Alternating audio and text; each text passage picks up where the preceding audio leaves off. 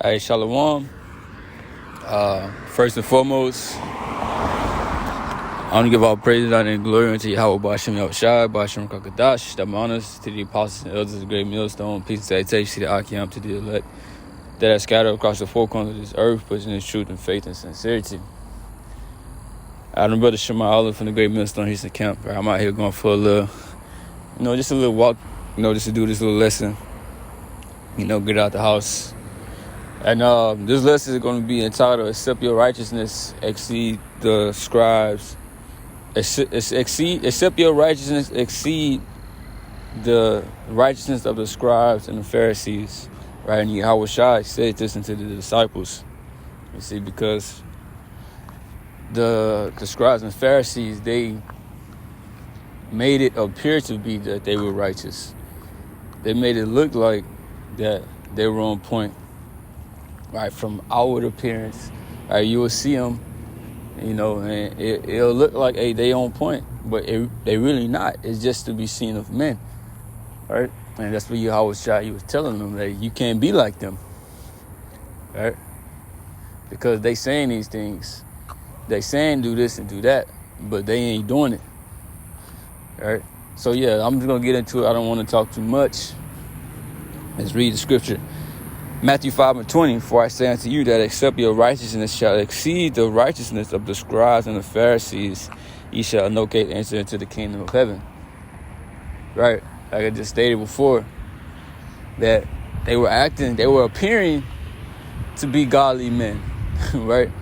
Or how they say, pious, I believe that's the word.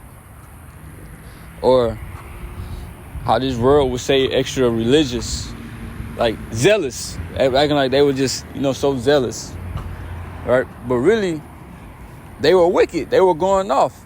They were breaking the commandments, right? But they made it seem like that they were just so perfect.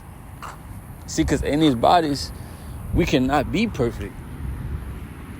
The scriptures say this creature was made subject to vanity, so we gonna go off, right? So there's no need to pretend. That's why we got Yahweh. That's why Yahweh came. That's why when he came, he said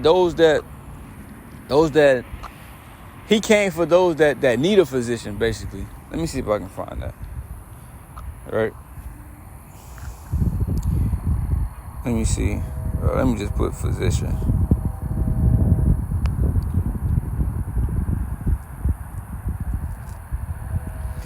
Luke 5:31, Yahweh answered unto them, they that are whole need not a physician, but they that are sick. And a physician basically heals you of certain ailments, right?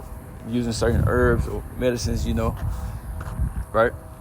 That's what Yahweh he came to heal, right? He said, they that be whole need not a physician. What that means? The ones who think they got it, the ones who thought they were righteous, he ain't come for them.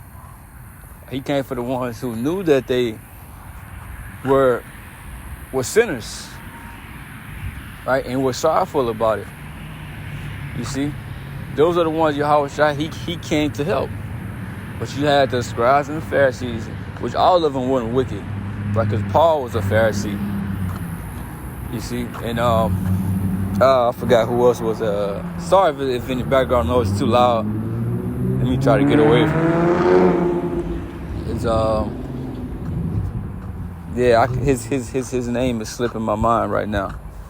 But yeah, the point still stands. All of the scribes and the Pharisees weren't wicked. You see?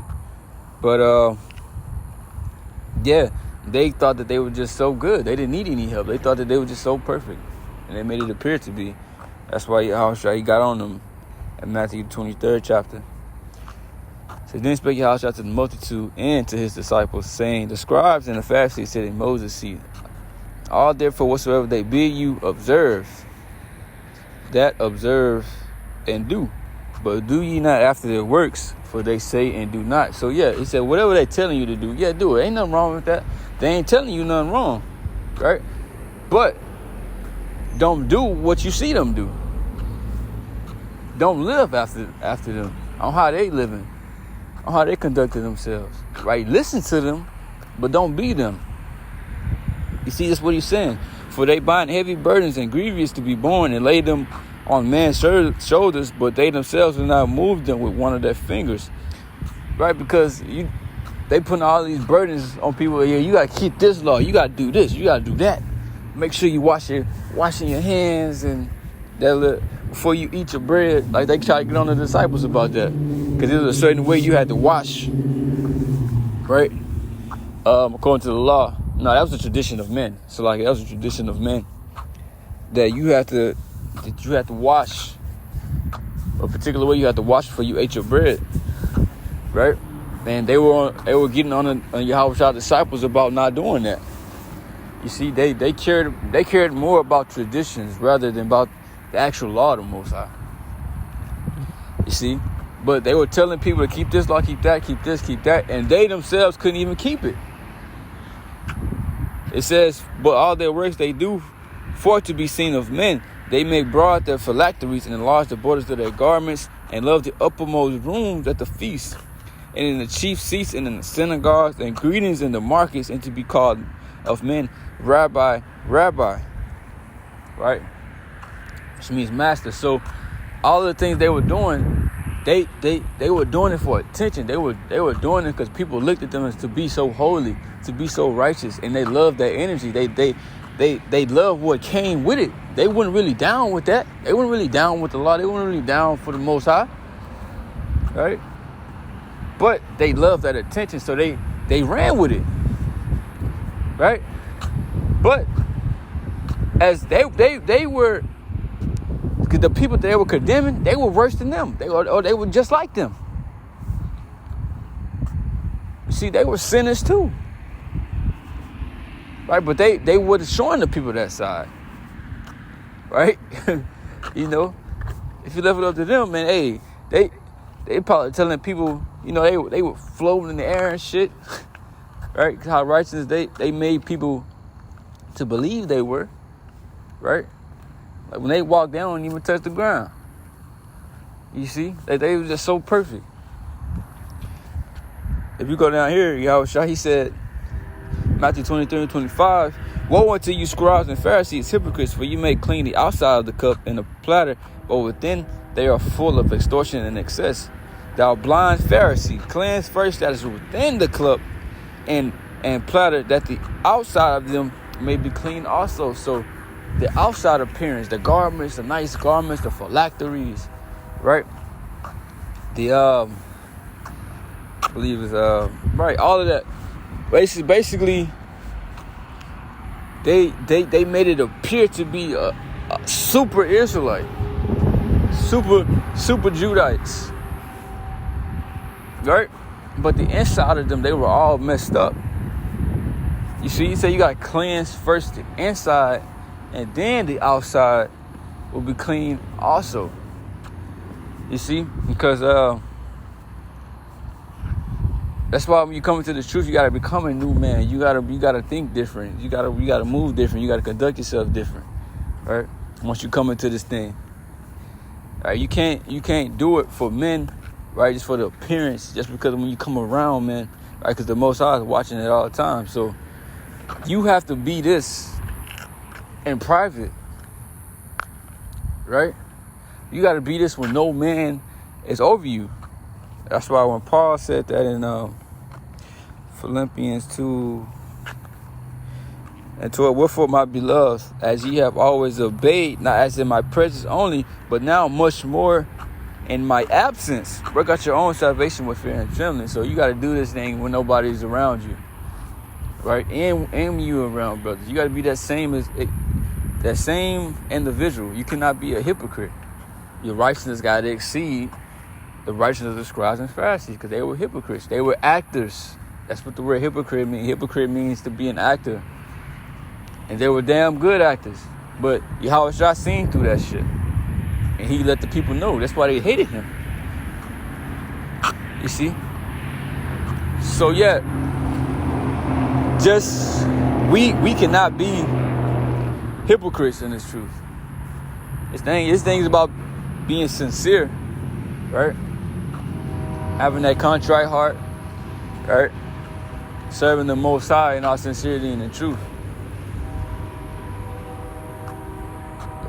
This is I ended out on this because really our righteousness is Yahushua. Romans 3:21. 20. Therefore, by the deeds of the law, there shall no flesh be justified in its sight, for by the law is the knowledge of sin. So we ain't gonna be justified by the law. We ain't gonna be saved by the law, right? That don't mean that we don't keep it. We keep it to basically we rehearsing the righteous acts, like it says in Judges 5:11. You see, because we're not doing away with the law. We still keeping it to the best of our ability. It says, but now the righteousness of the Most High without the law is manifested, being witnessed by the law and the prophets, even the righteousness of the Most High, which is by faith of Yahushua Mashiach, unto all and upon all them that believe, for there is no difference. For all have sinned and come short of the glory of the Most High. See? So Yahushua was our righteousness. We have to believe in him because he was the one that was perfect. Us believing in him made us perfect, right? If we are the elect, because only the elect is going to fully believe in him and be of that sheep. You see? So, because it said all have sinned and come short, right? So the scribes and the Pharisees were acting like they were so righteous, but really, they were short as well. They ain't have it. They needed Yahushua. They didn't want to admit that. You see? They didn't want to believe in him.